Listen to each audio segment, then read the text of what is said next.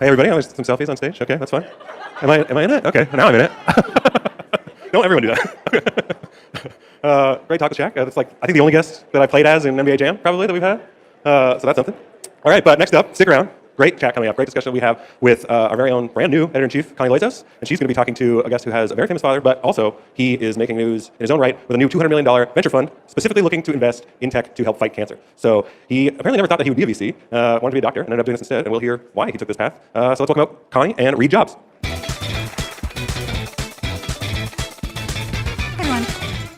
So, Reed, thank you so much for joining us today. My absolute pleasure, Connie. And I want to echo that congratulations to you as you assume this great new role as editor-in-chief. Oh, thank you. That's so sweet of you to say. Yeah, absolutely. Thank you.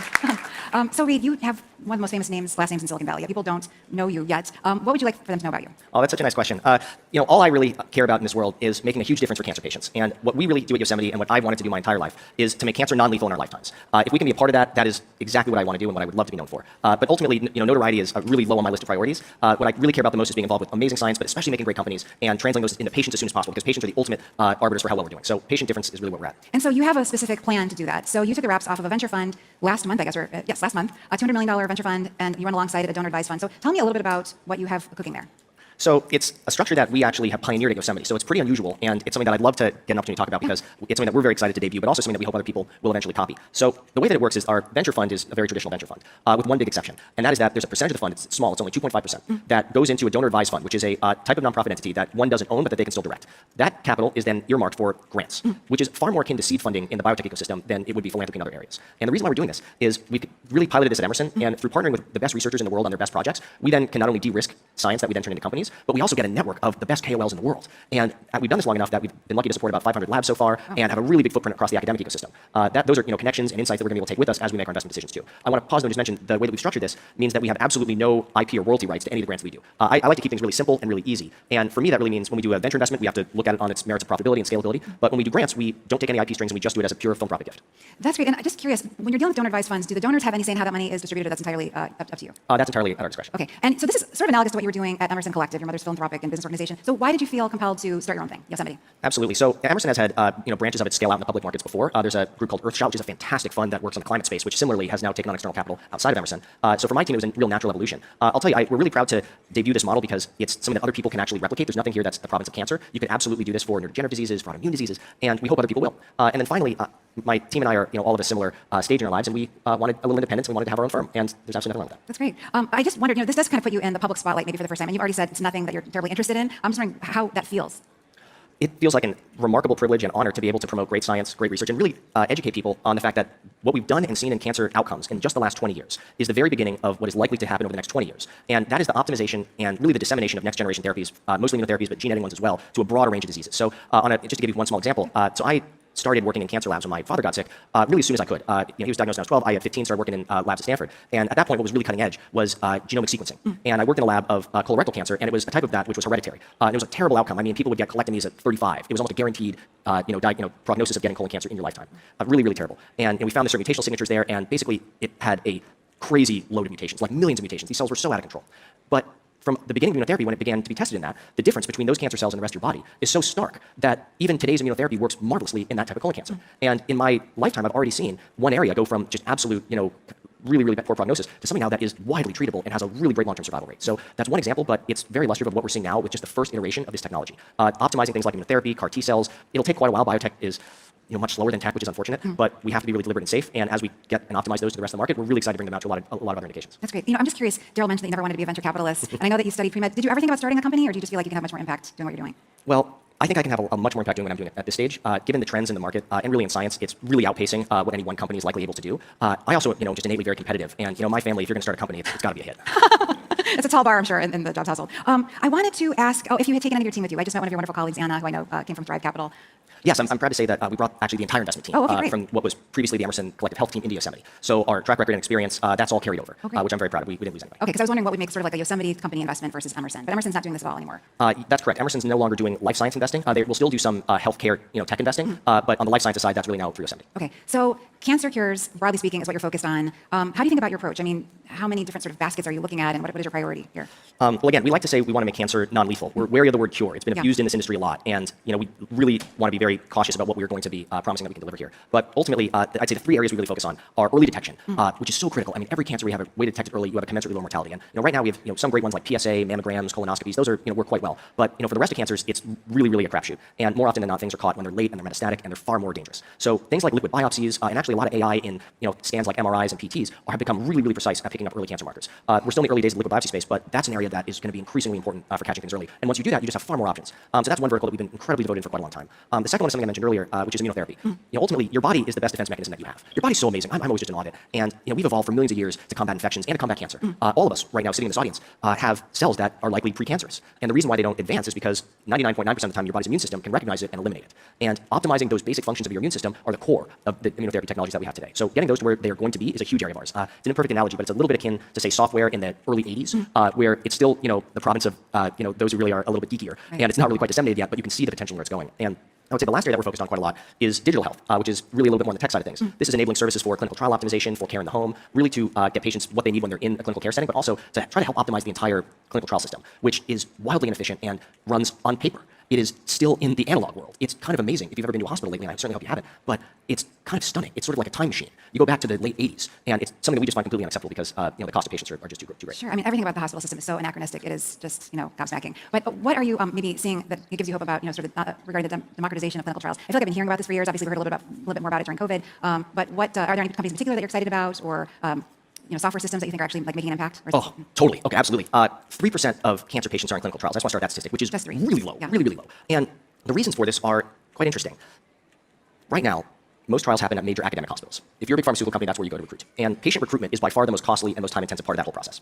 Now, the good news is there's a law passed a while ago that says that you cannot really pay people to be in your trials, which is great, because that could be abused quite easily if you had to get financially induced to be in a trial. Right. Thank goodness that's not the case. However, that's actually tilted a bit too much, because now it's really difficult for people to get reimbursed for things like transportation, housing, and work. Yeah. And when you're a patient, those can often be prohibitive costs. So what we've seen is the data we get is often really wealthy people who are Caucasian. And as we all know, that's a very narrow data set. Right. So what's happened, and COVID's been the key accelerant for this, is when COVID hit, cancer patients especially can't go to hospital because they're full of COVID patients and they're immunosuppressed and they're very vulnerable. So trials got decentralized out into the private physician offices. And this made it so much more accessible. We've seen a massive uptick in participation. There's 2 really good companies right now that are doing this, Medable and Section 32, but there's quite a lot more that are taking it even further. And that's actually care in the home, which is great for some places, and all types of other interesting new technologies to really bring us not into academic centers, but really meeting us where we are. That's great. I do wonder on that front if, because of what happened during COVID, there have been challenges just in terms of trust in science, and even if clinical trials are being made available, people who should be partaking them are partaking them. I'm sure you don't have a silver bullet here, but I'm just wondering how much you think what went on set us back, if at all. I think it's a big deal. Trust in science, they've been pulling this for about 50 years. It's not an all-time low, but it's close. And it is totally unacceptable to us that that's actually happening, particularly at this moment when we're actually seeing some efficacy finally in the cancer vaccine space. Of course, vaccines have really been lambasted by some folks who find them very unsafe. It's been a long-term goal to actually get your immune system to recognize cancer preemptively, like it would for an infectious disease, which is of course why you get vaccines. Just a few months ago, there was a early phase 1 trial published in the New York Times that showed a 50% response in pancreatic cancer. 50%. It's never happened before. And pancreatic cancer is one of the hardest things to diagnose, right? I feel like absolutely. It's one of the hardest diagnosed. It has it's a desert of success with therapies. Nothing ever works there. It's early phase 1. It was only 6 out of 12 patients, so a very small sample size. But no one's ever really seen that before. So even right now, in some of the most difficult cancers, some of those new ideas are taking off. So the last thing any of us would want to see is a great cancer vaccine running into a lot of vaccine skepticism. Yeah, absolutely. There's a lot of other stuff that I know interests you, and I think, again, some people in the audience will be well acquainted with, but others won't. We were talking backstage about genetic engineering, and I was saying that kind of brings to mind, Dolly the sheep and designer babies. So maybe if you could just disabuse anyone in the audience who's sort of worried about those 2 words together, what's happening on that front, what excites you, that would be great. Absolutely. Well, first of all, I think it's worth noting that these ethical concerns are really healthy to have. One of the key pioneers, Jennifer Doudna, who's right next door in Berkeley, has been really on the front lines of suggesting that we need to be doing research here with a lot of oversight, a lot of caution, and a lot of deliberation. And I could not agree more. And she's the most qualified person in the world to think so. However, right now, we are very, very, very far away from the designer baby scenario. What we have right now is the early stages of gene editing technology. So a good way to think about this is if you think of ultimate gene editing as like copy-paste, you have a bad thing, you want to replace it with a good thing. We are right now about 50% of the way there. We can cut with great single gene specificity, and that we can do quite well. But we can't paste. We're not good at putting in something better. So just off the bat, I would say our technology, full stack, what we need to do is still very incomplete. And that's something that we're funding research on, and it's an area that we're very focused on. However, there's quite a lot that you can do with eliminating single things. So for instance, sickle cell anemia is a major disease, particularly in the African American population here. And it's caused by a single point mutation in your red blood cells. And it actually is the case where if you can knock out that one bad gene, your other, and it's a dominant gene, your recessive gene, which is normal, can function well. And we're seeing early data of this disease actually being cured, truly cured with this single gene knockout. So right now there's several diseases that are, they're called autosomal dominant, where it's one bad copy. Huntington's disease, which is a horrible neurodegenerative disease. Sickle cell is a great example as well. These things can be really knocked out with just single gene specificity, and we're already starting to see some of that. So those are the areas where we get really excited, and right now that's probably the limits of what we can do right now in humans. Okay, great. Well, that sounds significant. What about epigenetic engineering? That's another thing that came up in our call, and I was like, Reed, explain it to me. Tell me what's so exciting there, and maybe what you're funding. I'd love to. It's actually one of the areas that we're the most excited about. So if you think about epigenetics, a good way to kind of mentally model it is every cell in your body has the same DNA, right? But clearly, your liver is significantly different than your skin. So the way that works is, if you remember biology, your chromosomes, and you have 26 of them, you basically have your DNA rolled together with these various proteins. And you can chemically, without changing the DNA, turn on or off various areas of the genome. So your skin cell will just turn off all the liver genes. It doesn't need it, right? Well, how that works can actually now be perturbed, and we can change it a bit. And it turns out a lot of diseases are not caused by mutations or by the wrong gene. They're caused because gene expression goes down. A lot of neurodegenerative diseases, and actually a lot of autoimmune diseases, are caused because your immune system slows and it becomes exhausted. And it hasn't changed genetically. The expression levels go way down. And with what we're doing now, we can actually turn it back up. You can create a dial. And some other diseases, of course, are caused by things becoming hyperactive. So in those cases, you want to do the inverse. And that dial is really interesting, and you can actually touch a whole new class of diseases with it that are much more interesting than just actually going in and changing things. So that's another area that is distinct from gene editing, but it's actually probably going to happen in the clinic closer just because the safety is a lot there. Great. I guess with either of these, are there sort of downsides that concern you? I mean, I mentioned sort of the obvious, sort of cartoonish version of the concern about genetic engineering, but with epigenetic engineering, are there sort of concerns that you have about it being, used in wrong-headed ways? Of course, no. With any type of genetic or epigenetic perturbation, you're going to have really clear ethical guidelines for all this, which is why all of our companies publish data, all of our academics publish everything, and there's a really good ethical framework that's been developed internationally about how these things need to be developed, how they need to be disseminated and shared. And I'm happy to say that right now, everyone is really focused on mainly two areas. One is disease mitigation, and one is climate change. And there's actually huge applicability in both of those, and that's really where I'm spending all my time. That's great. And tell me about the impacts of AI on what you're doing. I saw today that Mark Zuckerberg at Silicon announced that they're putting, I think, like $100 million into this generative AI, computing power thingy. And I'm just wondering if that's something that you've talked to them about or following, and just generally speaking, what you expect the implications are here. Sure. So Steve Quake, who's the scientific director of the Chan Zuckerberg Initiative, is someone who I interact with quite a bit professionally, absolute rock star, and his predecessor was as well. So they have some great people there. What they have done is actually, in the last 10 years with building what they call a cell atlas at different universities, is the perfect data set to actually put AI on top of. So just to answer your first question, what are we seeing with AI right now?